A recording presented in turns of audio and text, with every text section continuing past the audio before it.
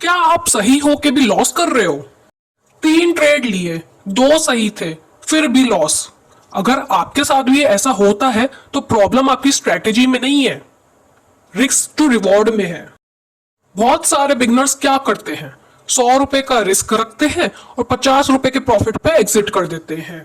ये है 0.5:1 का रिस्क टू रिवॉर्ड रेशियो, और इसमें आप कभी भी कंसिस्टेंटली पैसा नहीं बना पाओगे। चलो एक एग्जाम्पल से समझते हैं।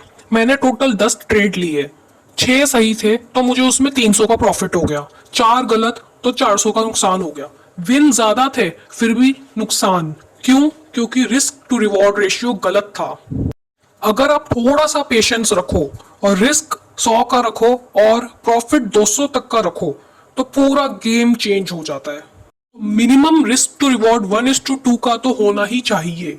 सेम एग्जांपल लेते हैं, 10 ट्रेड लिए लेकिन इस बार रिस्क 100 रुपए का और प्रॉफिट 200 रुपए का पर ट्रेड। तो अगर हमारे 6 ट्रेड सही हुए तो हमें 1200 का प्रॉफिट होगा और 4 गलत हुए तो 400 का नुकसान, फिर भी हमारे पास ओवरऑल 800 रुपए बचेंगे।